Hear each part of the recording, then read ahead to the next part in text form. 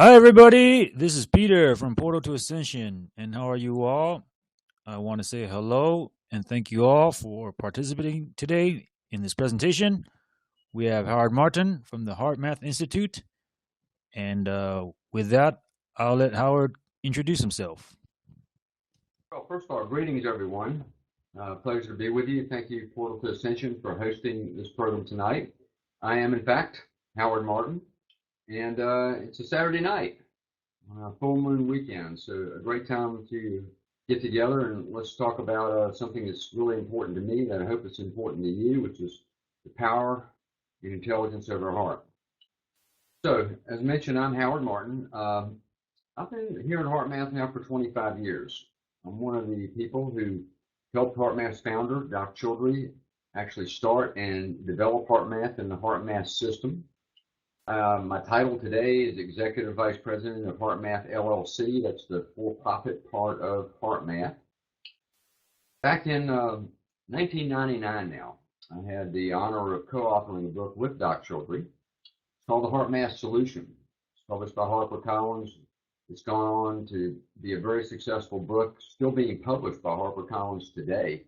And it's sold hundreds of thousands of copies all around the world. And for me, that was a life-changing experience. It gave me a platform and a forum to do things like I'm doing tonight, which is to share information from here at HeartMath with all of you. One fun thing I'll tell you is that we just released a new book yesterday.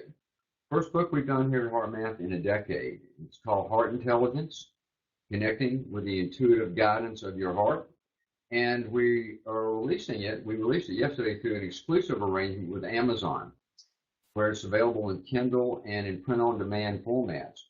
And I woke up yesterday morning, checked the Amazon rankings, and saw that we were in the top 100 on Amazon of all the books they sell. And it was all the way down to 76 on Amazon. I was blown away. I couldn't believe it. But that's the interest that we seem to have right now in the type of subjects that we talk about and the things that I'm going to share with you. I had a couple of realizations when I was a young man, fortunately, at about age 21. One of those was I believed that the purpose of life was to evolve and to grow. That is why we were here. That's why all living things were here, is to evolve and to grow. So I knew back then, even at age 21, that my life had to be about that. Regardless of what I ended up doing for a career, where I lived, who I was married to, all those things would be important. But at the very core of what was going to be important for me was continuous growth, process of trying to unfold myself. The second part of that realization that I had was that life had to be about service to others in some way. I had to find ways to share and give to other people with whatever I gained in life. It didn't necessarily have to be grandiose. It didn't have to be an ambition-driven service, but I knew that I had to share in some way. So I can say that today, tonight, right now, here on the 20th of February 2016, that I'm still trying to grow each and every day, trying to be a better Howard Martin, today than I was yesterday. Learning and growing all the time, finding out new things about myself, about others, and about the world. And through what's taken place here at HeartMath in these 25 years, I've found a way to be in service to others in ways that I never could have imagined. So it's been quite a journey, quite an experience, quite a ride, and certainly not over. But I can't have enough appreciation for what's taken place in my life. And if I look at why these things have happened to me, it goes back to a simple phrase that we've all heard for all of our lives. And that phrase is this: learn to trust and follow your heart. That's all I've really done all these years, is systematically learn to develop a connection to my heart, trust it, and to live by the principles associated with heart. And that's led me to where I am today, and I'm very fortunate to be where I am today. I'm going to share key HeartMath tools and techniques and concepts and science with you in the 90 minutes that we're going to spend together this evening. This is the type of program that I've done around the world to many, many thousands of people on just about every continent. And I have the opportunity now to share it with you in this format through the teleseminar and the webinar series that we have set up through Portal to Ascension. So it's going to be interesting, I hope, for you. My goal is to share as much with you as I can that you can take home with you, apply in your life, and that it will have an impact in your life, a positive impact in some way to help you through these changing times that we're all living in. So to begin, let's talk a little bit about these changing times that we all live in. I think most people today, and certainly people like you, I would believe, recognize that we're living in extraordinary times. Never before has so much change been taking place in such a short amount of time. Just a super high-speed transformational era in which we live. And we are at critical junctions right now in the choices that we're making, individually and collectively and globally, about the future of our world and the future of our own lives. So the way I see it's this, is we are living in an era that presents great opportunity, but also has great challenge. Challenges are easy for us to see. All we have to do is turn on the news and we see, the state of the world fully displayed in front of our very eyes. And it's often very disheartening in a way when we see how much conflict there is, how much social inequity there is. We see the ecological issues, many, many things. I don't think I need to list them for you tonight. And that is an effect of high-speed change. It creates a chaos in many ways, and we're at a very chaotic era right now in the world. That's the bad news. The good news is that that same energetic momentum that's driving the high-speed change is also giving us the ability to grow and to evolve faster than ever before. So it comes down to being a matter of choice, which way we go, moment to moment, day to day. What choices are we making? How are we aligning with this energetic momentum of change? Is it creating stress and discord in our life? Or are we making choices that are evolving us at super high speed? That seems to be the game that goes on right now for just about everybody, however aware they are of it or not. It's a game of choice. I truly believe we are living in an era of advanced co-creative capacity fueled by self-initiated effort. We have to do it. We have plenty of facilitation available to assist us, but we have to make those choices. And the best way that I know to make those choices is through listening to and following my heart. Perhaps you can sense and feel some of the same things that I've talked about. Someone like you who's involved in an organization like Portal to Ascension, who's making a choice on your Saturday night, come to a program like this, that speaks a lot to me. The person that you are and probably the interest that you may have in your own personal growth and in ushering in a new world. And I think a new world is emerging. We are seeing a new world unfold. The old world has been there for a long time and it's pushing back. The new world is trying to emerge. The friction that we see is often depicted on the news. It's where two worlds are colliding, two worlds are meeting. So that's a preface to what I want to discuss tonight. And to begin that process, I'd like to share with you now the first of the HeartMath techniques that you're going to learn, called the quick coherence technique. Simple, but it has high utility value. I will explain the effects of this technique in a few minutes. But what I'd like to do now is share it with you. It's a simple three-step process. If you're in a position to close your eyes, I would suggest that you do that as I walk you through the technique. First step in the quick coherence technique is called heart focus. It's pretty simple. You shift your attention here to the area right in the center of your chest, the area of your heart. Feel the energy coming from the head, shifting down gently, right to the area of your heart.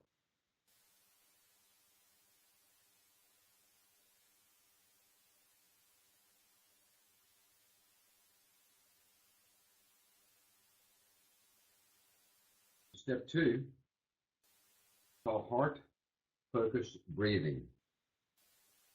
What I want you to do now is to breathe deeply, but naturally, deeper than you normally would. And as you inhale, I want you to feel as if your breath is actually coming in right through the center of your chest in the area of your heart. And then as you exhale, send your breath back out through that same area. Keep your focus in the area of the heart and breathe through the heart area. We'll do that for a few breaths together now.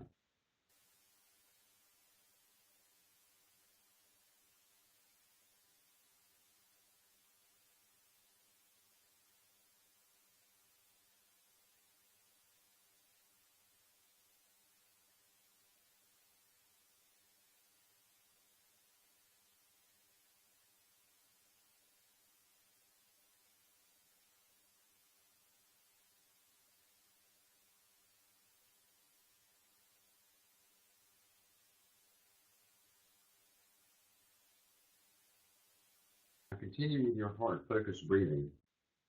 We'll go to the third step now, called heart feeling. I want you to feel a heart-related emotion. Make it a kind and easy and gentle process, nothing you have to force.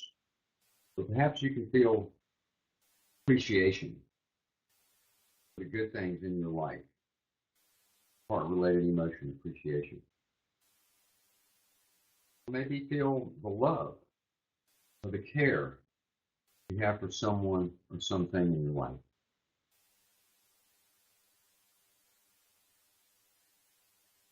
Self will just recall a time when you felt good and try to re-experience that feeling.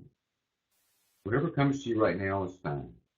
Just continue with your heart-focused breathing and then activate that positive heart-related emotion.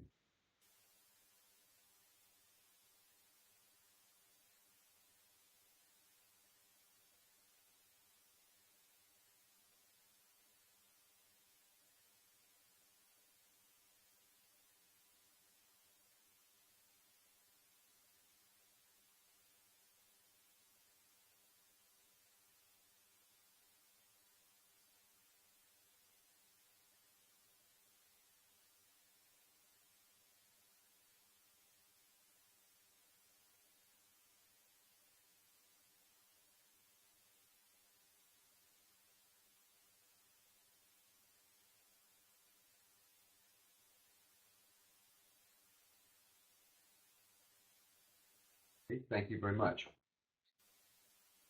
I'm going to share some science with you along the way in more detail, but let me just tell you a little bit about what happens when you do that technique.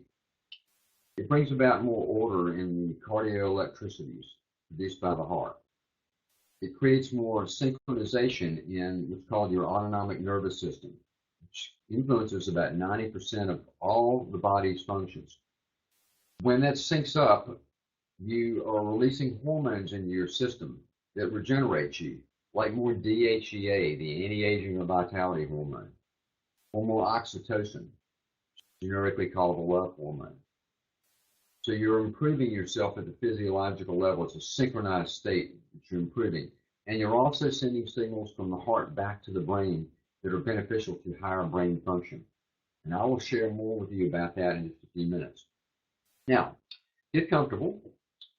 Make sure that we can just have this conversation in a comfortable way. And from time to time, like right now, I'm going to look down and turn some pages here because I have a few notes that I'll need to refer to every now and then.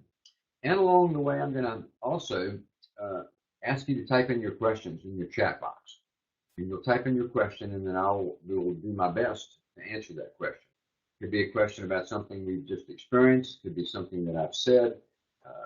Get your comments so we can create a little bit of a dialogue in the context of what we're doing together this evening. Now, just a little bit ago, I talked about the changes that are occurring in the world. And here's one of the ways that I see these changes. I see it as a dimensional shift occurring in consciousness, in the actual field of consciousness itself. A dimensional shift is taking place. Now, there are many ways of understanding this. This is just one way of seeing it. It's a paradigm or construct that I'm going to share with you now about dimensions and about the dimensional shift. When I talk about dimensions in this context, I'm not talking about a physical dimension. I'm talking about ranges of consciousness, the width which we can perceive, the consciousness that can be accessed by us. Now, for about 2,000 years, I believe that the world has been operating in what I would classify as a third dimensional paradigm. Let me just say that every dimension is okay. It's not about right or wrong or good or bad. Every dimension seems appropriate within itself.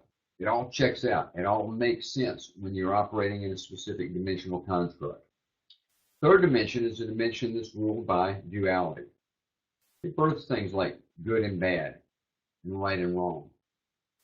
In third dimension, it's less inclusive. People tend to consider their own needs first. It's about us versus them. It's about get them or make sure you get yours before they do. The third dimensional type of thinking creates that sort of separation and polarization that we often see in the world today.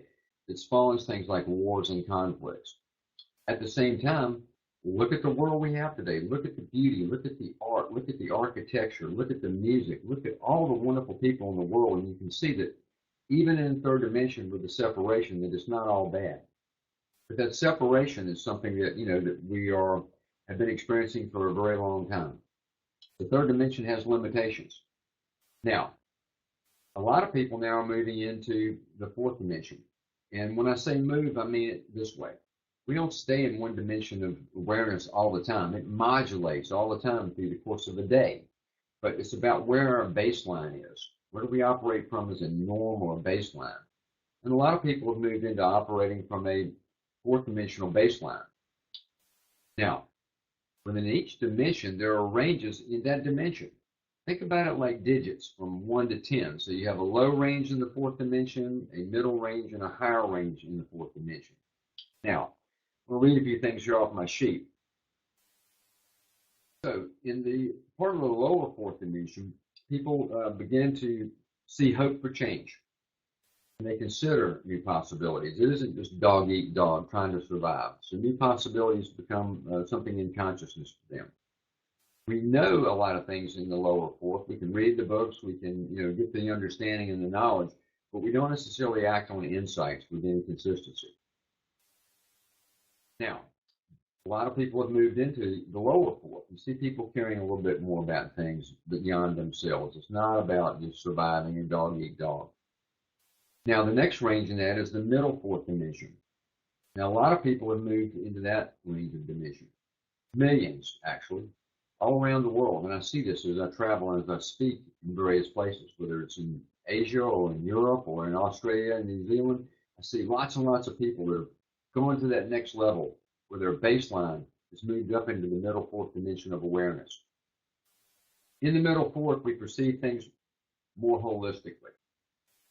We develop a greater sense of our own self-responsibility. We begin to see the connection between what we do and how it affects our lives and the lives of others. We become more self-responsible. And our thoughts and our actions are definitely more caring and compassionate. Those are aspects of a middle fourth dimensional baseline. Now, what's tricky about the middle fourth, though, is that it's such a big leap from third dimension to get there. You go all the way from third and you go through this process of lower fourth to middle fourth. And one of the tricky parts of the middle fourth is it can look like we're kind of there. Also, I find in the middle fourth, it's fertile ground for judgments. In the middle fourth, we haven't really gotten past the judgmental tendencies that we sometimes have. So it can be still a form of separation. Like, those people don't get it. These people are really bad. Judgments of leaders, judgments of business, judgments of other nations. It gets into a very judgmental, sort of self-righteous way of looking at things. So it's a tricky one to be careful of for two reasons. One, it can be a complacent place. We think we're there because we've made the changes, we've changed our attitudes, we've changed our habits, we've changed our diets, we live life very differently than we did, say, 10, 20 years ago, and it can be a very complacent place. But there's more. There's the higher fourth dimension. Let me give you some characteristics of higher fourth dimensional thinking. In the higher fourth, we have a consistent access to intuitive perception. I'm going to talk a little bit about intuition later on, but more connection really on a consistent basis to intuitional intelligence. It's far less self-centric. We really don't think about ourselves quite as much in the higher fourth. It gives a greater understanding and experience of the co-creative reality that we have available to us through our self-responsibility. We really become aware that we are creating so much in our lives. We begin to connect those dots in a very visceral, tangible, understandable way. And the higher fourth gives us the enhanced ability to choose our emotional states. This will be a subject coming up just a little later. But we have the ability in the higher fourth to feel like we want to feel when we want to feel that way. We can call more of the shots on our emotional choices and get a real understanding, comprehensive handle on our emotional capacities. In the higher fourth, known concepts take on new meaning. So we have things like we've all probably studied and read things about appreciation and gratitude, for example. And so we think we understand appreciation and gratitude. Then the higher fourth, it can take on even more new meaning. It spirals up. So it can be the same subject, but it has new understanding and new meaning within it. It's a spiraling process that we go through, and we take on old concepts, take on new clothes. They become something very different for us. Another interesting part of moving through dimensional consciousness is that things actually get easier and simpler instead of more complex. In third dimension, things have to be more complex to be valued. The more complex they are, the more we tend to be drawn to them or respect them. In the higher fourth, it's the other way around. Things get simpler, easier. Simplicity is complexity crunched into something usable. And that's what happens in the higher fourth dimension. Higher fourth dimensional consciousness is a new experience. Here's what I mean by that. We haven't really had it here a lot on planet Earth before. So what higher fourth dimension is not just what we have today with new clothes on it. That's what the tendency would be. It's something different, it's something new, it's something amazing, it's something magnificent that we are moving into as a global society. That's what's happening. We're moving into a higher fourth dimensional access. And the world is really poised for this now. It's part of the evolutionary shift that we're involved in that I was mentioning at the beginning of the program. This high-speed era of transformation, the ability to grow and change like never before. We're moving into a higher fourth dimensional paradigm. It's a huge leap. The time on it, who knows? But I can say that, I believe that we're in about a 100-year window of time when a lot of these changes are occurring and can occur. It's that quick, that fast. And I think we're sort of in the middle of it somewhere. We've got the mass amount of conflict happening in the world today, and yet there's millions and millions of people around the world who've gone to a different level within themselves. They're behaving differently, acting differently. They have a different set of values. All these things are unfolding at the same time, simultaneously. And so it becomes a matter, again, of our choices. What do we do? Moment to moment, day to day. And for me, and for anyone, I can operate and modulate the various dimensional understandings of things. If I'm having a bad day, life looks tough, I'm grumbling, I'm complaining, I'm judging someone else, that's my third dimensional self. I catch on to that, go back to my heart, activate the heart's intelligence, move on, and then I'm operating in a different place. And then there are times when I'm accessing more of that higher fourth, getting intuitive insights and discernment, really seeing into things in a new way, really beyond myself and how I'm going to come out on something, and really looking at things from a holistic perspective, really caring for others more than for myself. So I can modulate through that in any given day. I think most people can that are accessing some of these new energetic fields of information. And that's the fun and exciting part of these changing times, of what's been generically called the shift. So I want to set that context for you, and here's why. One of the most important aspects of this dimensional shift taking place is the re-emergence of the intelligence of the heart. That's what HeartMath's been about all these years. It's unfolding the heart's intelligence and providing a system consisting of tools, techniques, methods, all underpinned with scientific research and even technology, designed to help people connect with their own heart's intuitive guidance. And that's what our new book's about, Heart Intelligence, connecting with the intuitive guidance of your heart. That's what it's about. So, heart intelligence, let me describe what that really is. Because my life's journey has been about that. And see if you can resonate with some of what I'm going to say now. Makes sense to you if you've had similar feelings. Heart's intelligence is associated with high-speed intuition, intuitive contact, information that comes in through a non-local field that you can then put into practice. It bypasses some of the logical linear processes we usually go through to reach understanding. It's the type of intelligence that we have that births or gives rise to the emotions that we revere the most, that I mentioned already, like more appreciation, more care, more love. Those type of emotions are birthed from the intelligence of the heart. It's that part of us that allows for ourselves to move beyond our mediocrity and to achieve things that we sometimes think we can't. That's when we're our very best. When we're in touch with the heart and the intelligence of the heart, we exceed our own expectations. We surprise ourselves. We didn't think we could get through that or didn't think we could accomplish something, but we do. When we're really in touch with that intelligence of the heart, that's when we become, the hero. The hero within is right here in our hearts. And it's intelligence that we all really have within our hearts. Now, the last thing I'm going to say about it in this context is that what I've learned in these 40-some years of self-exploration is that my heart is really my own best friend. It's the most reliable guide I have in making decisions in my life, whether they be big decisions or little decisions. Let me read you now just a simple definition of heart intelligence.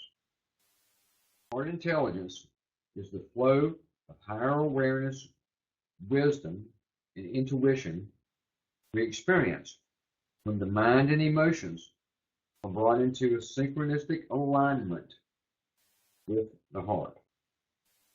That's a simple definition of it. Now, when you did the quick coherence technique, what you did was you began to access that heart intelligence. That simple technique, and I'll give you 3 steps again: heart focus breathing, and the activation of heart feeling. When you did that, you were bringing in more than just the physiological changes. You were beginning to access more of your heart's intelligence in the field of information that would be associated with intuition. Slowing down the mind and emotions, the vibratory rate, accessing more of your heart, feeling that positive heart-related emotion begins to open you up to another level of your own self.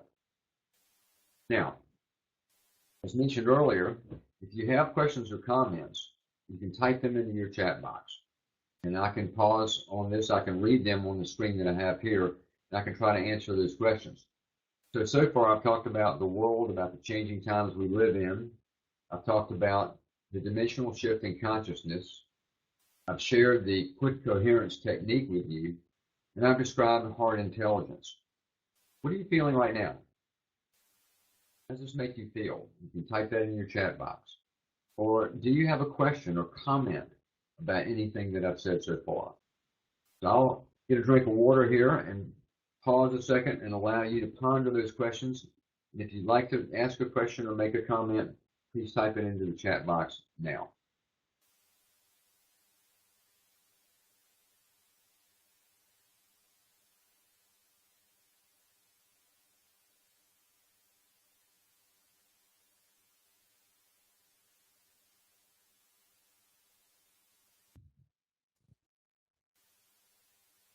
All right, everybody. Now's your chance to ask Howard any questions you have, and please don't be shy. I'm sure you all probably have something you would like to ask him. You could think of something you would like to ask him, and it is not even have to be that directly related. It could be just somewhat related. We have one here from Laura. Thank you very much, Laura. So the technique is so simple and yet so powerful. Love it. So Laura felt something from that simple technique of heart focus breathing, heart feeling. Here's another one from Lisa. Lisa Joan. Thank you. I am challenged with grounding, and my emotions are all over the board. Hey, join the club. That's part of the time. Hopefully, we're going to have some things for you that can help with that. Now, here's one from Jared from Florida. Also look at where people come from. We have Lisa from Michigan. The first one from Laura doesn't say where she's from, private, and we have someone from Florida. So Jerry says, I'm loving what you're saying so far. Thank you. As far as the transitional period is concerned, do you have an idea how long this process of transition and transformation will be? Kind of, but not really. Here's why. I mean, I think we can move through this. I think that in the next 100 years, this world is going to be a very, very different place beyond what we can possibly imagine. You can't really see it yet. In interviews, I get asked the question all the time, well, Howard, you talk about the shift, what's it going to be like? What's the world going to be like? I realized after a while I had to come up with an authentic answer. And the authentic answer I chose was, I don't know. And the reason I don't know is because it's unlike anything we've seen before. And we're at a place, I think, where we're not allowed to see around the corners just yet. Can't quite see around the edge. We're still having to go for that inner self-empowered push before we can actually see. So I think we're in a position now, let's just say maybe an analogy would be someone in the 1800s is sitting on a buggy with a horse. Somebody walks up and says, I heard there's going to be new transportation coming into our world. What do you think that's going to be? Well, that person sitting on the buggy, the best they can probably do is to imagine a different buggy or a different horse, but they can't see the airline industry. And I think that's where we are today. So as far as time, I think within the next 50, 80, 100 years, we're going to make huge strides. In this lifetime, we're already seeing changes. Despite the chaos and confusion that we see, I think many of us are also seeing something different that's manifesting already. So the time period could be as short as, as 80 to 100 years, I think. Here's where it gets tricky. It becomes a matter of mass consciousness choice on how fast or slow it takes place. We are calling the shots in many ways on it. Now, the shift's going to happen whether we like it or not. The question becomes, how kind and gentle a process can it be? But we are controlling the clock some ourselves through the collective conscious choices that we are making as a global society. So the clock is a bit tricky just to pin down, but I think we're on the move with it, and I think it is accelerating. Okay, one more I have. Also loving that you're including dimensional awareness. Northern California, but originally from Texas. That's Laura. So Laura's from Texas. She probably can at least appreciate my accent a little bit. I'm actually originally from Virginia and North Carolina, and that's the accent that everyone's hearing. So thank you for your comments and for typing those in. We'll do more of that as we go. But let me share some things with you now to help explain heart intelligence a bit. Now, so far, I think one way to maybe describe how I've been talking about heart intelligence would be philosophically inspirational. Here's one of the things that HeartMath is famous for, science. When we started HeartMath back in 1991, we'd had our own personal experiences for many years about heart. We wanted to introduce a heart-based system to the world that could have mainstream societal impact. To do that, we figured out we better do heart differently because it's been around for thousands of years and still being held in the confines, respected confines, of philosophy and spirituality, but people not taking it as seriously as we felt they needed to. We needed to build a bridge between that philosophical understanding of heart and practical daily living. We chose science to be that bridge. And if I look at HeartMath today, that's probably what we're most famous for. We're seen as the people that introduced this whole new concept of heart at a physiological and psychological level that has, been pioneers in understanding, an aspect of ourselves in a whole new way with published research in major scientific journals and huge body of scientific research. That's what we're probably most famous for. The HeartMath system is a lot more than science, but science has given us the ability to implement HeartMath in so many places. I'll give you examples. We do training in police forces. Now, I know everybody's not fond of the military, but there's a lot of great people in the military. They're not killing people. It's where they work. And we've trained in all 4 branches of the U.S. military. HeartMath training, a heart-based system being used in the military. So our reach has been wide, and we've been able to go deep into mainstream society, and it's because of the science. So I will now share with you a little bit of that HeartMath science. I'm going to tell you a new story about heart at the physiological level. Now, when we first started HeartMath and first started doing scientific research, the scientists who work here would tell me things that I found interesting, intriguing. One time they told me that the heart actually starts to beat in a fetus long before we have a brain. I thought, oh, really? So, yeah, you have a beating heart, it starts. And when it starts, there's only a little brain stem there. So the beating heart precedes the development of brain. I asked them, well, what makes the heart start to beat? And they said, we don't know, because nobody knows. So even with all the sophisticated science we have today, no one truly knows what makes the heart actually start to beat. But magically, in a certain way, it begins to beat. And it marks the beginning of life for us. Another thing they explain is that the source of the heartbeat is actually in the heart itself. Now, somehow, I wasn't that good in school, didn't pay much attention to certain things. I had a feeling that the brain was kind of making the heart beat. No way. The brain sends information down to the heart. It helps control the timing of the heartbeat, but it is not making it beat. The heart has its own little engine called an autorhythmic organ. The heart has its own little engine inside, and it beats on its own.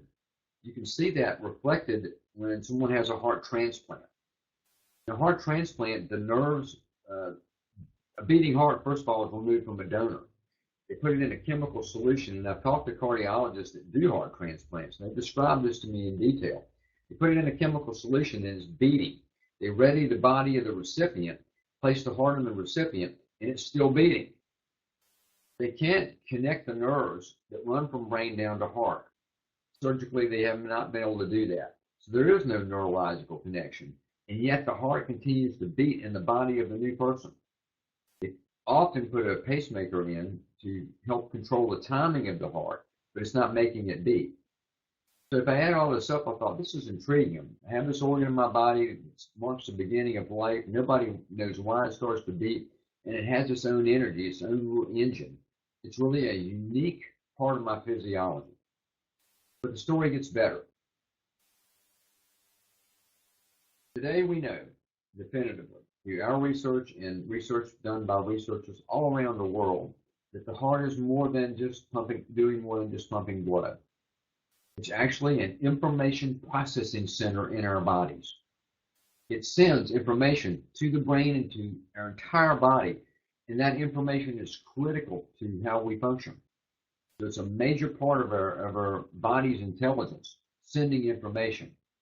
Now, it sends information to us in 4 ways, and I'm going to describe those 4 ways to you now.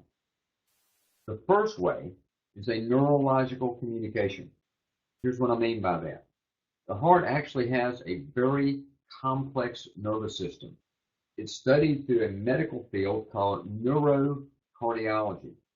Next to the brain is the most complex part of the nervous system that exists in our body. It consists of neurons, proteins, and support cells. I just used the term neuron. Neuron's the name of brain cells, and they're in the heart? Yes, they are. They found that the heart has about 40,000 neurons. Now, the brain has billions, so 40,000 is not a lot, but the fact that they existed in the heart was a scientific discovery.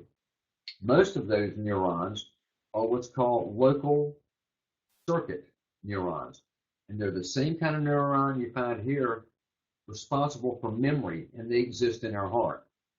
So this nervous system sending information up through a nerve pathway that starts here, goes up, enters the lower centers of our brain, continues on into the mid-level brain where we have what's called the limbic system, where a lot of our emotional processing takes place, but then it goes all the way up into the neocortex, higher perceptual centers in our brain, receiving information from the heart.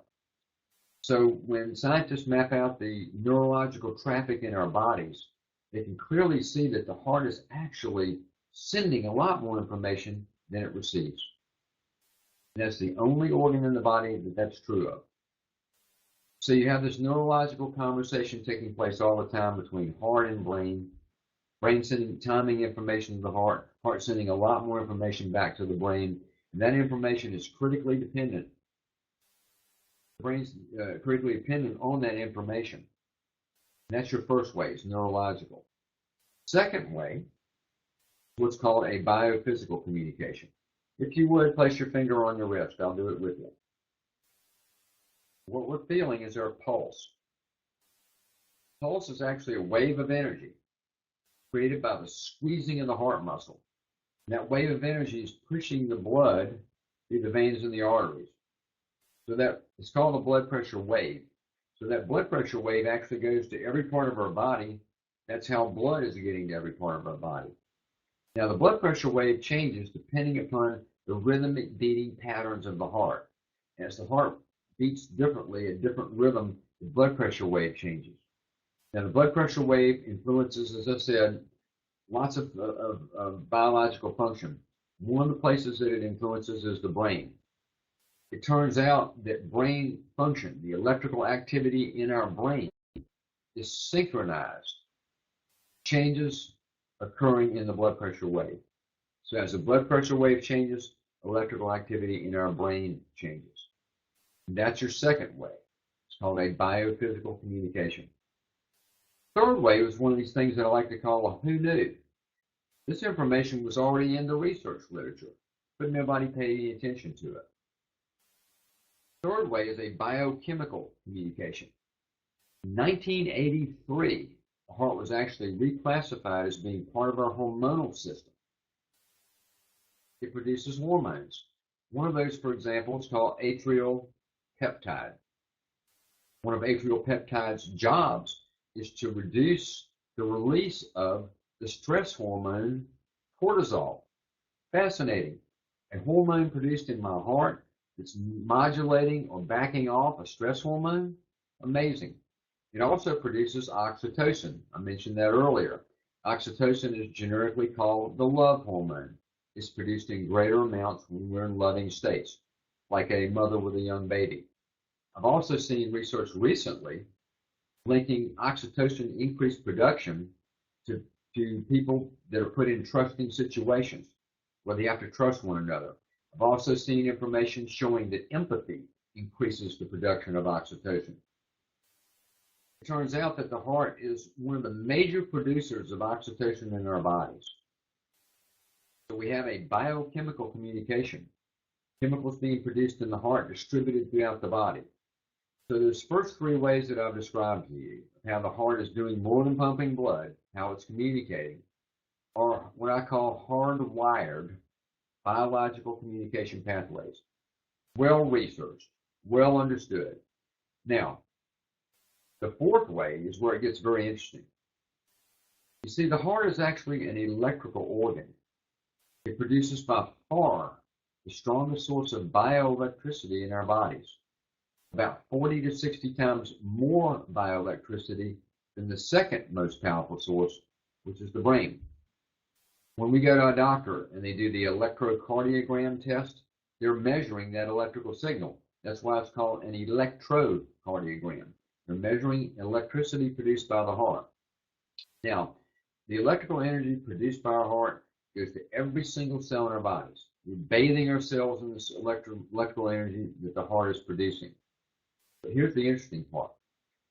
It's strong enough that it creates an electromagnetic field that surrounds each and every one of us in 360 degrees and extends beyond our skin out into space about 3 to 4 feet.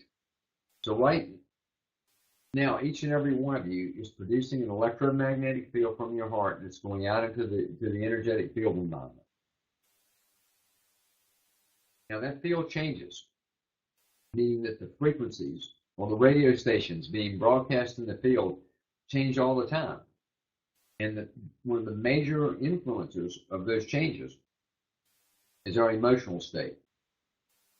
Like, Jared was, Laura was saying, Lisa was saying their emotions all over the place. Well, a lot of times that shows up in the electromagnetic field produced by the heart. You see those changes occurring.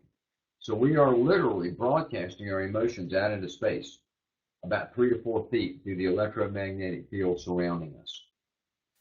So now the research goes a different direction. It moves beyond biology, and now we're into physics, and now we're even into quantum physics. Questions become, how does the field produced by the heart affect the brain? How does my field or your field affect another's field? How is a collective field, a group of people together, what's happening in that dynamic between all of these electromagnetic fields, creating a unified field of some kind? We moved into quantum physics. We removed the barriers of time and space. Now we don't have to worry about having distances or time. So right now, all of us together on this call are actually creating, in a quantum sense, a field, because we're connected in some way. We're all connected in some way. We all live in this vast field of energetic frequencies, and we're all connected. So we're connecting right now through our time together, even though we're in different physical locations. So the research becomes very intriguing and interesting now of this field produced by the heart, how it influences things, how it is influenced by other things, where it goes. Is it infinite? Does it connect beyond our planet, beyond each other, to other systems? These are all questions that are to be discovered in the coming years. But there's your fourth way. So the 4 ways in which the heart is communicating with us are neurological, biophysical, biochemical, and energetic. And now the science begins to give credence to many of the things that have been said about heart for thousands of years. It begins to add that pragmatic, grounded underpinning to understand some of the intuitive senses that many people have had about their heart. Why do people point to themselves here? Why do people say, yeah, I just need to really listen to my heart more? Why do people say, that team wins because they play with so much heart? Science is now showing that these are not just casual comments, that there's an underpinning that we've been able to bring to the world that is redefining what heart is and tells a new story about heart. And it shows that even at the physiological level that we have an intelligence that relates to the things that I said about heart intelligence earlier. There's a science story. And sharing it with you, what I hope it does is give you a new respect for that intelligence you have inside yourselves. And know that there's some things going on inside your body when you practice a technique as simple as quick coherence. When you practice the quick coherence technique, here's what happens. You are bringing about, as I said earlier, more order into those cardioelectricities. You're bringing about synchronization in the communication taking place between heart and brain. That all improves. You're triggering hormones in your body that regenerates you. The signals that are going from heart back to brain open up the higher perceptual centers in the brain. They become more electrically active and alive. So you have full capacity to your brain function, the wonderful, magnificent part of our body that we experience in brain. So that communication's all improved when you do that technique. And you're changing the field. You're changing your own electromagnetic field, and that's connecting you to something larger. That's where you're connecting to each other in a different way. That's when you're connecting to another field of information and not just the third dimensional box. All that happens so quickly and so easily by simply practicing that technique. Now I'm going to share a little bit more science with you, and then I'm going to open up for more of your comments in the chat box. When all of that communication is working at optimal levels, we enter a state called coherence. The medical name for that is called psychophysiological coherence. Coherence is actually both physical and psychological. It's a very, very beneficial state to be in. It is not just a sleepy time state. It is a state that is peaceful and calm, yet very alert and very aware. You have a lot of sensitivity when you're in that state. It's arrived at very naturally through things like being with someone you love, taking a walk in the woods. People trigger it all the time whether they understand it that way or not, when they pray or when they meditate. All those are naturally coherence building experiences that we have. We can learn to trigger it ourselves consciously and intentionally. The coherence at the physiological level is this. Heart rhythms become smooth and ordered. You want a lot of variation in heart rhythm, but when you go to the coherent state, that variation is like a sine wave moving up and down, speeding up and then slowing back down and then speeding back up. When that happens, all the major body systems start to synchronize with that rhythm. And that's things like digestion, respiration, immune system response, hormonal releases, and brain function. All that syncs. And when you sync up that way, you enter a very energy efficient state. Less energy is being wasted. We can measure these things. We can measure things like, for instance, reaction speed times improve. We train athletes at HeartMath, professional athletes, train teams of athletes. Partners we have in Europe train the Swedish national soccer team that won the European Championship.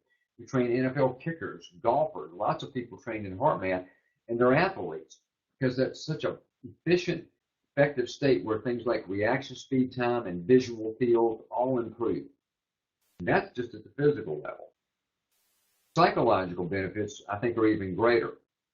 Coherence is naturally triggered when we experience a positive emotion, like we did in the quick coherence technique. When we're experiencing real love or real care or real compassion, coherence begins to occur. Once we've activated coherence, what happens next is really interesting. Those type of emotions start to become more readily available. They begin to flow.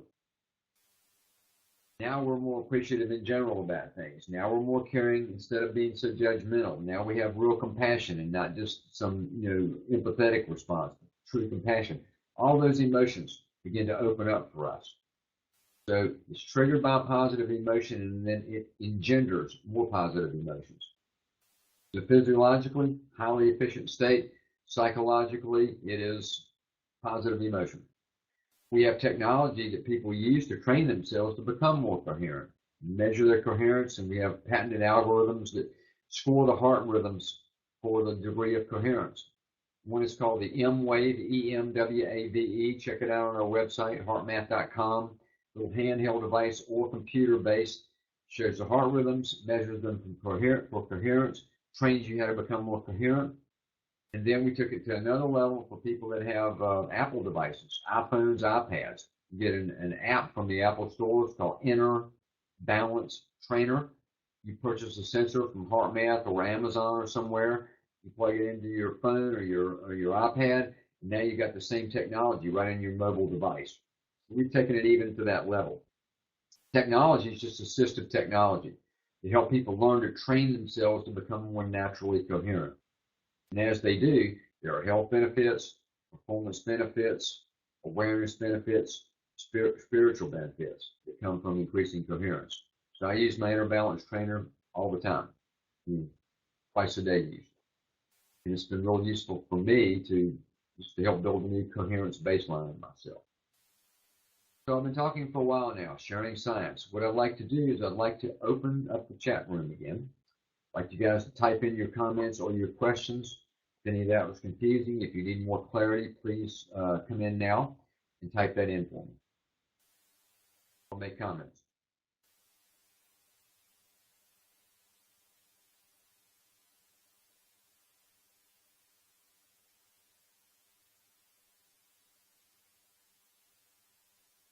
Okay, still waiting. People seem to be a little slow on the typing. Or maybe I'm seeing it slow. What was the most important thing you got out of all that science? Okay, I have a question here. Thank you. Do you have time to elaborate on the Inner Balance Trainer? I actually do. I'll take a minute to do that. With all of our technologies, what we've done is we've been able to measure heart rhythms. The medical term for that is heart rate variability analysis. Heart rate variability is a major discipline now in health. It's measuring the timing changes occurring between heartbeats. And it's an indicator of things like nervous system synchronization, heart-brain communication. All that is part of what Inner Balance Trainer, what heart rhythm analysis provides you.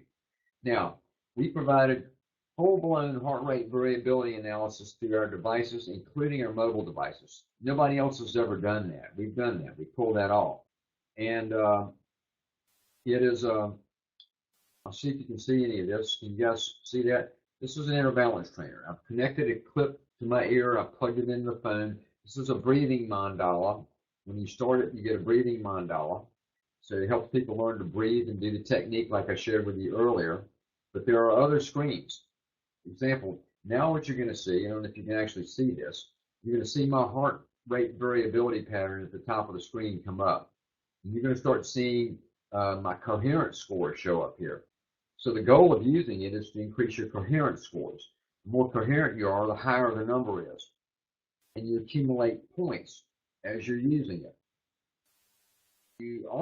This also connects to what's called a heart cloud. So you have a dashboard where you go, you can see all of your sessions, you can see, everything that you've done, and you can type notes, you can set goals, you can do a lot on the heart cloud. And so it's just a quick review of that. I suggest you just take a look at the website, HeartMath.com, and that's where you purchase the sensor from us. Lisa's asking a question. You purchase the sensor from the HeartMath site, and you get the app from the Apple Store. Now, the app is free. The sensor retails for $129. And then you've got full-blown heart rate variability analysis and coherence scoring analysis in your mobile device. And like I said, I'm not here to, sell technology, but I did want to mention it because, wow, I benefited tremendously from it. And I did want to have an opportunity to at least let all of you know that it existed. You guys can check it out after the program's over and see if it makes sense for you. Okay. Now, another Laura says, wanted to say to the person with the grounding issues, the coherence technique will help with grounding. She's correct about that. Okay, Laura again says, very happy about this info. Thank you for the work you do. Okay, very good. I think it's time for another technique. You guys ready for one? I hope so. Part of what's happening in consciousness is that new energetics, I'm going to call it, are available to us now. They're gifts from what I'm generically going to call it universal source. Because getting help to go through these changes, as much changes as happening today, it can be very, very hard for people. And there is facilitation available. There's a state of awareness that we can access now when we go at it through the heart. It's called the state of inner ease, E-A-S-E. Inner ease is amazing. Inner ease is so simple, but yet it's so powerful. Let me read a little bit about what inner ease is, a state of ease. It's a state of awareness. I'm going to share a little simple technique with you that you can experiment with, but let me explain what you're looking for, what inner ease is. Inner ease is moving at the speed of balance, slowing down our inner body language. Inner ease is not just a floaty, blissful state. Inner ease is very simple, and what it does is it slows down the vibratory rate of the mind and emotions. Just the way Dr. Shorty sometimes describes things. He says this, Dr. Shorty's HeartMath's founder. Inner ease is like a quiet doorway into our presence, a highly beneficial common sense practice. Quiet doorway into our inner presence.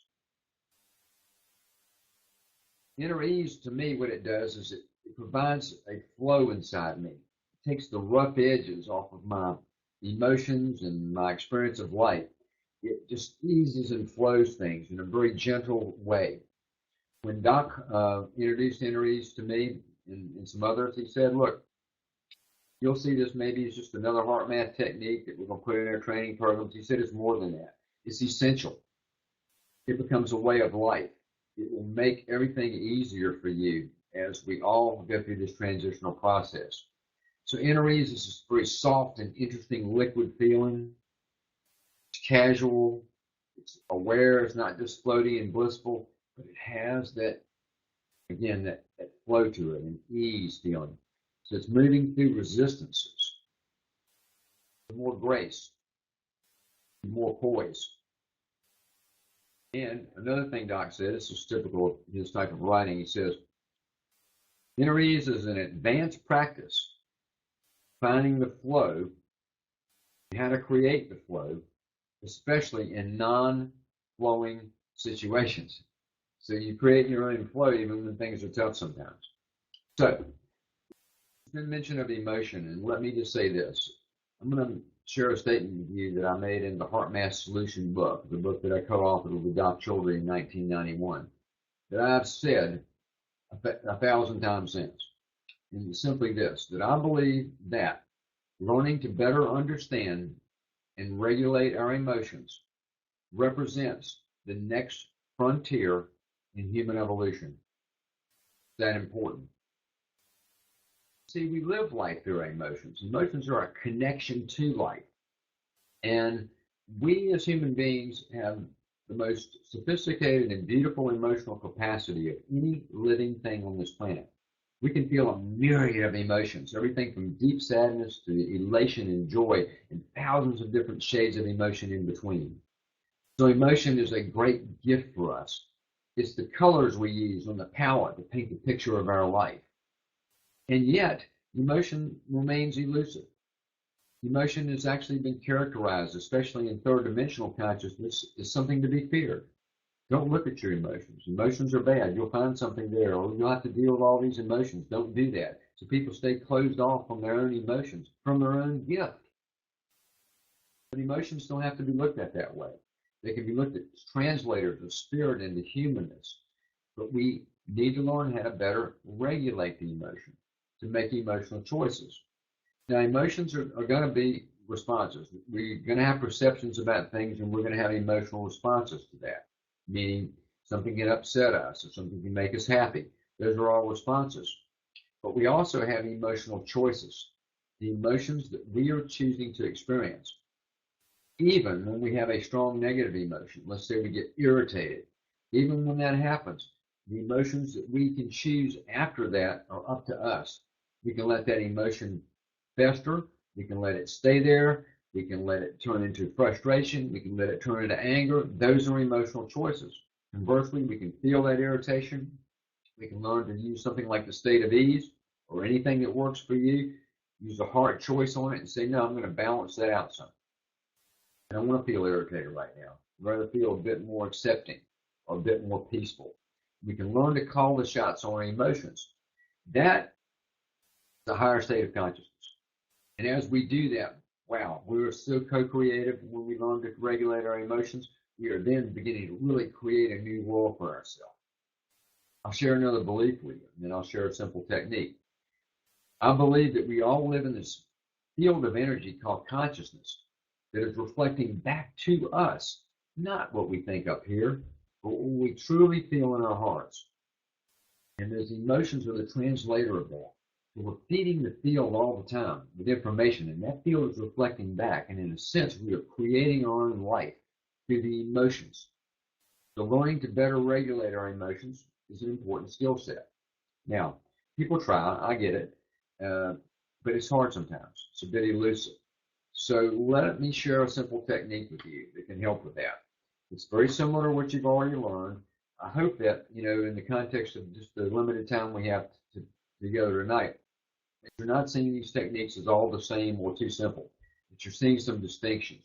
Quick coherence sort of connects you to the heart really quickly, opens things up for you so you've got access to your heart intelligence. Inner ease technique creates more of that liquid flow in your life. It takes the rough edges and corners off of things, slows down your vibratory rate in the mind and emotions.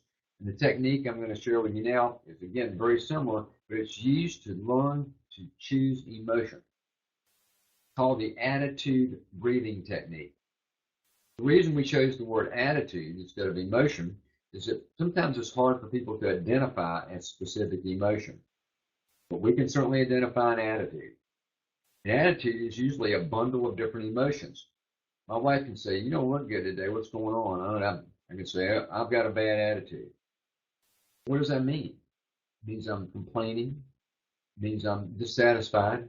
It means I maybe feel irritated. A whole combination of emotions could be summed up as I've got a bad attitude.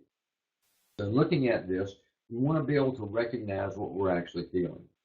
I'm going to share the technique with you. And the first step that I'm going to share is actually one that most people don't do. Step one is recognize a feeling or attitude that you want to change. Recognize a feeling or attitude that you want to change.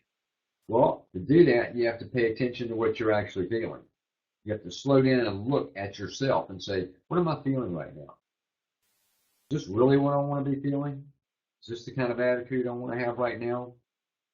Most people don't bother to slow things down. They just get caught up in the roar and rush of life, and they just let the emotions have their way with them. But you can learn to slow down and look. Then you have to want to change it. So you're observing emotions that you may not want, attitudes that are not serving you well. Then you have to want to change that. That's step one. Recognize a feeling or attitude that you want to change. That's step one. Step two is identify a replacement attitude. Then breathe the feeling of the new attitude slowly and deeply and casually through your heart area. You do this for a while to anchor the new feeling. So you're choosing a replacement for the attitude that you don't want. This is just a list to give you some suggestions. This is not like law here. This is just suggestions. Let's say you're feeling stressed. Well, maybe you choose the replacement of neutral. Feeling of neutral. Let's say you're feeling anxious. Well, the replacement for anxious might be the feeling of calm. Overwhelmed. This is what everybody goes through. Overwhelmed. Breathe the feeling of ease and peace. Impatience. Breathe the feeling of patience. You're choosing to be patient rather than impatient. How much impatience do we go through? I could do a whole seminar on just that, on all the impatience that we experience in life. Matter of fact, my tour talk this year, the one that I'm doing live as I go to various places in the United States, Europe, and Asia, is actually called Dancing with the Rhythm of Life. It's about learning to find the flow with all the various rhythms of this change, in this era of change that we're going through. And one of the things that knocks us out of the rhythm is impatience. So when you find yourself in patience, breathe the feeling of patience. These are suggestions. So I hope you're catching on to that. You're choosing replacement attitudes. And then you breathe it casually through the area of the heart until you've anchored it in, until you begin to feel a shift. Think about this for me right now, or for yourself. What's some of your favorite negative or bad attitudes? Have fun with that. Self-observation, self-honesty. What are some of the attitudes and that you don't like, that you have all the time? They're sort of your favorite ones. We all have them. Identify that. You're doing step one right now. You're looking at something. You're recognizing something within yourself. Now that you've identified that, we're going to change that. I want you to pick a replacement attitude for the one that you don't want. What would it be? Whatever that attitude is, if you wanted to replace it with something that you'd rather have, would be more fulfilling, beneficial, and enjoyable for you to feel, what would that be?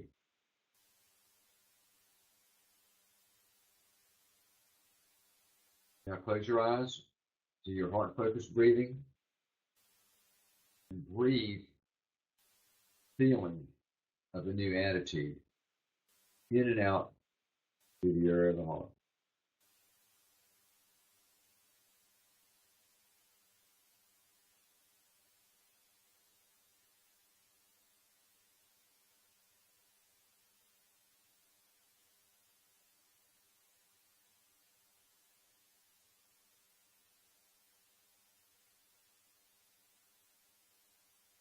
Gentle process, shift it, anchor it in now, anchor in the new feeling. It can be that simple sometimes. Sometimes our emotions are just too charged or too revved up for this to have an immediate impact. But if you use it and then go back to it, you can make the shifts quicker than you used to. A lot of emotion we experience can be shifted very easily if you just pay attention, choose something different. It's part of a new consciousness, part of a higher fourth dimensional intelligence available to us. Okay, thank you so much. Hope that you were able to get a sense of that. Co-creative ability you have to do more with your emotions than maybe you ever thought you could.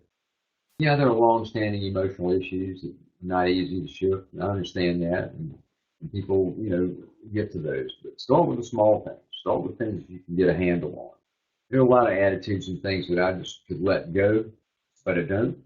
And I've learned now that, to arrest them as early as I can because they don't serve me well. So I'm going to have my days. I'm going to have my moments. I'm going to have my irritations, frustrations, anxiousness, sadness. All that's part of being a human. All part of the human experience. But I've also learned that, I can do more with that. And I can do it by choosing to feel something different, going straight to the heart, making that shift. As I mentioned before, as we move up the dimensional consciousness, things get simpler instead of more complex. Some of the techniques I've shared with you so far, the three that I've shared, are very simple, and they all involve breathing and breathing through the heart. I understand that, but there's nuance to them. And they get simpler and they get easier. But you find it within yourself, and as you put those together in just a casual kind of way, what happens is you begin to change. Change happens more quickly than you might think. It's all part of the evolutionary spiral that we're involved in now. So you can go through changes and you can take on newness in yourself easier now than ever before. Really can. Okay. I have something else interesting I think you'll find interesting and exciting to share with you that relates to all this. This has been about us so far in our program tonight. About things we can do about our own heart's intelligence, the science behind it, some techniques put together to help us, access that. But we're going through a societal shift, a global shift that's happening. And we at HeartMath have also been looking at that and addressing that.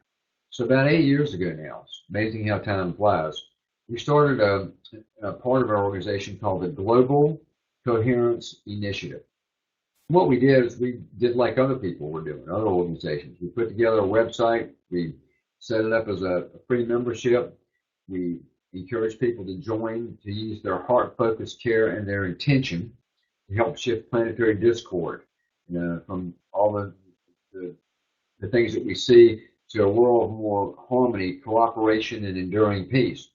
And today, there's probably 7,500,000 people from over 100 countries that are members of Global Coherence Initiative.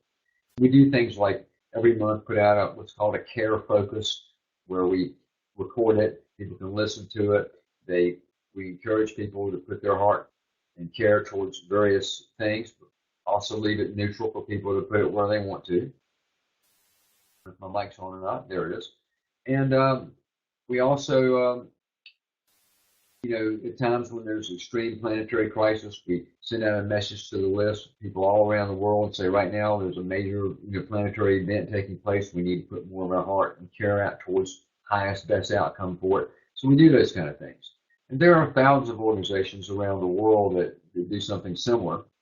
And in that regard, we're just doing our part here at HeartMath. But it's HeartMath, so science is involved. So what we're doing with science is we are doing very advanced scientific research, looking at a couple things. Let me put it in context. We have our own heart field, I described it earlier, but the Earth itself also produces energetic fields. Planet Earth is producing energetic fields. The two primary fields are the geomagnetic field, which is what a compass measures. When solar radiation hits that field, it's what lights up the aurora borealis. And it's a very dynamic and changing field, but it surrounds the Earth, and it's called a geomagnetic field. There's another field, it's less dense than the geomagnetic field. It starts just above our atmosphere and goes about 120 miles up into space. It's called the ionosphere. The ionosphere and the geomagnetic field provide this protective layer around our planet. If those fields did not exist, no life as we know it could exist on planet Earth. So they're protecting us from solar radiation, cosmic rays, space weather in general. That's what protects us from all of that, of these fields. Now, these fields are constantly changing. They're dynamic. They're fluctuating. And research has been going on for a long time now, and more research is actually going on as well. And what we know from that research is that these fields are affecting us. Changes in these fields are affecting human health and behavior. Societal behavior and physiological health are being influenced by these fields. This research goes back, as I mentioned, a long way, and more is coming up. Everything from heart attacks to strokes to changes in the stock market, traffic accidents, you name it. has been linked to changes in these fields. We've also seen that when the fields are more animated, when there's been more solar radiation, which is one of the primary influences on the fields, when that solar activity has been up, that's when some of the greatest eras of human flourishment have taken place in history and art. All these wonderful things have happened when more activity has been in those fields. So the point is these fields are not out to get us. It's neutral. They're providing an energetic influence that we can learn to attune to and use for our behalf. But there are definitely influencing us. They're affecting brain function, heart rate. A lot of things are being impacted by these fields. Now, using some good old Southern boy logic, here's what we figured. These fields are affecting us. That means we have a relationship to them. So what if we are also affecting these fields? We know that every single human being on this planet is producing an electromagnetic field, and there's 7 billion plus of us. Could it be these 7 billion plus of us are actually influencing these fields?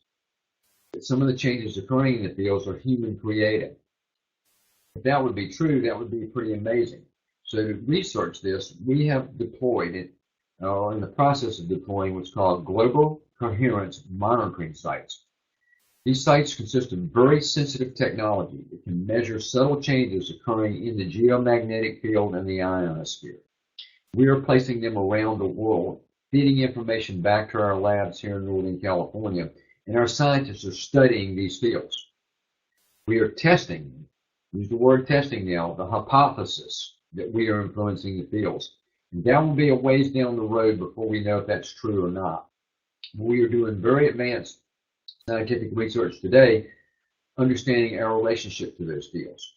Eventually, we will want 12 sensor sites. We'll have a complete arc of the fields around the planet. Today, we have a number of sites. We have one here in Northern California. We have another sensor site, global coherence monitoring site in Northern Canada. We have one in Lithuania. We have another in Saudi Arabia. We have a site in New Zealand. We have a site in South Africa. And soon there'll be a site going in South America. We are deploying these sites around the world for research. Now, the reason for that, I think, is to help bring people together with a common understanding. And if we are able to show that we are impacting these fields, it would be a revolution in understanding. Because what it would show is that all of our thoughts, our prayers, our intentions, our meditations, our affirmations, all the things that we do are having a measurable impact on the earth itself and on the fields that then in turn influence us. So part of our goal at HeartMath is to create more individual coherence in people, which leads to more social coherence, which then loops back around into more global coherence. As there's more global coherence, more people become individually coherent, society becomes more coherent, more global coherence, and the cycle goes on, and the spiral goes on. So it starts with us, you and me. And that's why I'm on this program tonight. That's why I'm still passionate about what I do. And that's why this Saturday night is important, to be together. Because I'm trying to share information that can help you become more coherent. As you do that, you are contributing to society, and you are also contributing to the world in ways that you may not be aware of. And that's what we're doing together this evening. So I've got one more thing I want to do with you, and then I'm going to do a few questions, and I'm going to share this a little bit more. But I hope that you don't mind doing this, but I think what I'd like to do now is for us to come together for just about 5 minutes and use our collective heart, focus, care, and intention to help make life a little better for all the people in the world who are going through this transition. To do that, I want to do a meditation called density dissipation. It'll be a heart-focused meditation in a sense, and I'll read some steps to you along the way.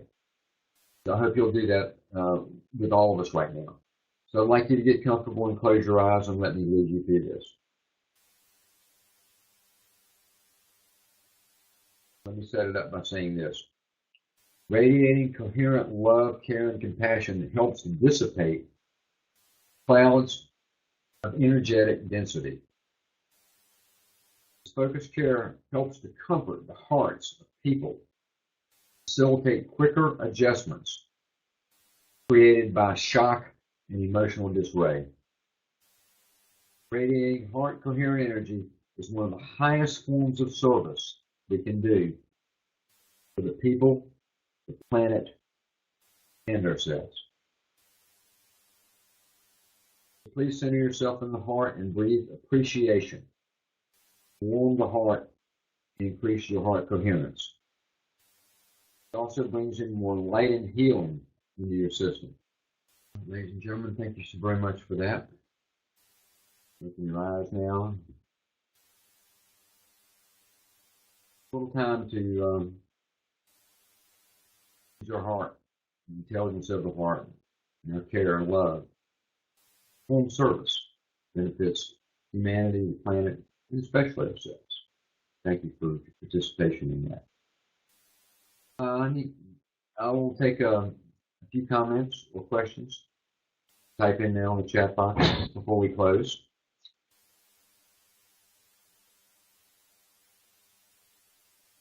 Thank you so much from Lisa, New Mexico, Denning, New Mexico. Anyone else, please?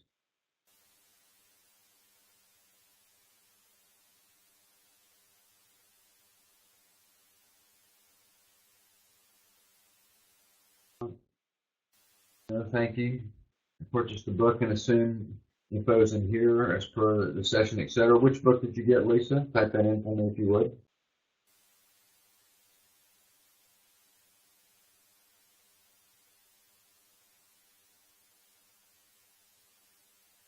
You mentioned a book. We have a brand new book that came out yesterday. I mentioned at the beginning of our session.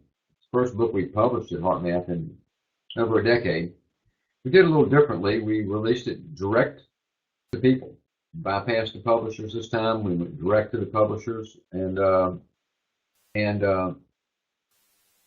it's sold on Amazon. You get it in Kindle, or they'll be print on demand for you. Another thing that's unique about it is that we wrote it as a team. It's written by Doc Childry, and he's our founder. I'm an author in the book.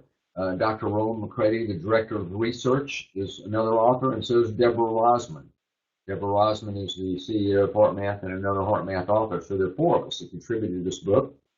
And the way that I see it is it captures our individual expression in a collaborative style, which I think represents actually the new paradigm that we're seeing in the world today. I'm going to read a little more here. The name of that book is Heart Intelligence, Connecting with the Intuitive Guidance of the Heart. And that's our newest book. You can get it on Amazon. Okay, so I feel much calmer after that meditation. What was the name of your book again? Well, I just did that. Also, will we have access to the replay of this video? I don't know about that. That would be something that that a moderator could probably comment on. Hopefully you will. Hopefully you'll have access to it. But let me summarize a little where we are and what I've tried to do tonight. In the beginning, I recognized and acknowledged that you were giving up some of your Saturday night to do this, to be together. And I wanted to provide as much information as I could that can make a difference in your life in some positive way.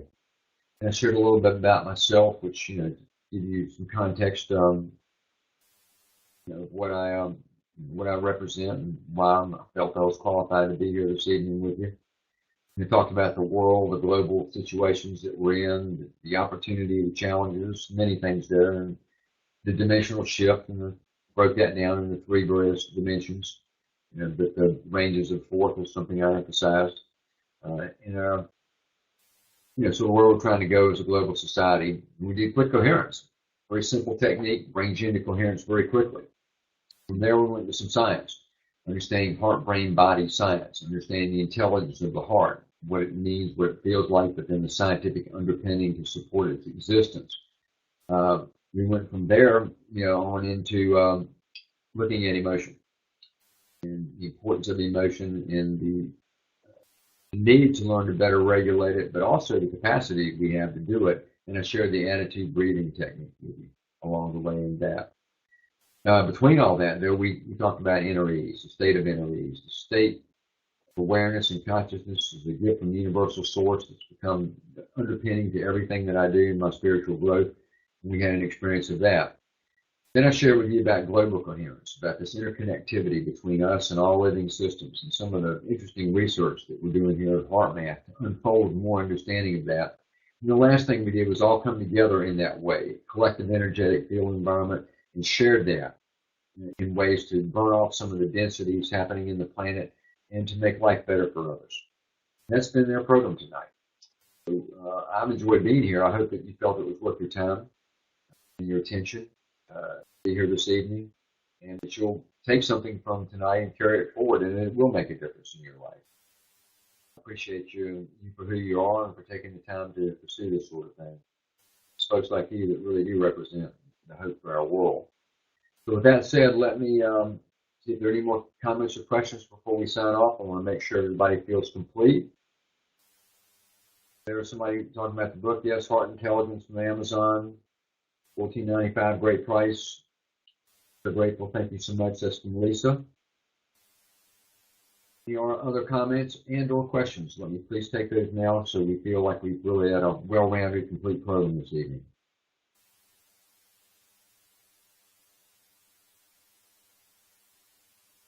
I thank Portal to Ascension for hosting programs like this and for having me, giving me the privilege and the honor of sharing the work of HeartMath, things that are most meaningful to me in my life.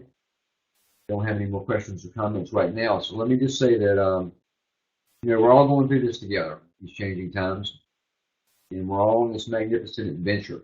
There will be ups and there will be downs on the global scale. When all that happens, always go back to your heart. Never lose your heart. Never lose your hope. Recognize that we're moving in a magnificent direction into something new, unlike anything we've ever seen before. To me, the key to accessing that lies here with your own best friend in the center of your chest. And as you make contact with that, with the intelligence of your heart, you can experience fulfillment that will exceed even your greatest expectations. And that, my friends, is my wish for you. So with that said, I'm going to sign off now. Have a great Saturday night. Wish you all the best and take care. The name of the Thank you. Go ahead. Thank you, Howard. And it's Peter here again. I hope you all enjoyed this presentation very much. And again, Howard, really, your material is very, very, very valuable and contentful. And every human has a heart, I assume, right? Every human that's walking probably has a ticking heart. Everybody's got a good one in there somewhere, and it's just a matter of dusting it off and finding it. And that's basically all we try to do to HeartMath, help people find something they already have within themselves. Yeah, personally, I've been studying this kind of knowledge for a while, and it's very powerful. What I do is sometimes when I run into a situation, I don't, after my brain has thought about it, I feel it with my heart. And sometimes that actually gives me a more clearer path, a decision. Intuition, which is associated with heart, is often experienced more as a feeling than as thought. We sense something's right, or we should do something or not do something. It's a sensing that we have. And so the heart plays a big role in all of that in terms of its intelligence capacity. Connects us with that field of information that's called intuition. One question I had here, what was the name of the other book? The other book that I wrote was called The HeartMath Solution. It's become a classic. It's considered to be the most definitive work on heart intelligence. And it's become a classic book, really read by hundreds of thousands of people all around the world. So it's been quite a journey for me just in having that book, which was written a long time ago, but seems to be, for many people, as relevant or more relevant today than it was when we wrote it. So that's that. So again, thank you, everyone. Yeah, thank everybody. And I guess, do you have a website, Howard? Or your personal website? HeartMath.com to see most of the products and things.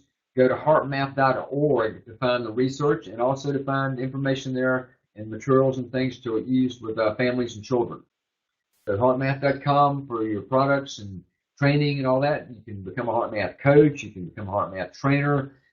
There's a training program for health professionals. Lots of things that are there at HeartMath.com or HeartMath.org. The .org is the nonprofit site. and it's loaded with information, free information, a lot of it. And again, they focus on the underserved and on children and families and on the scientific research. So between those two sites, you can have a lot of fun. All right, thank you very much. And everybody, real quick, just would like to tell you about some of our upcoming webinars. More immediately, tomorrow we have Dr. Stephen Greer presenting live from the Conscious Life Expo, a very exciting presentation called Cosmic Cultures in the New Era of Universal Peace.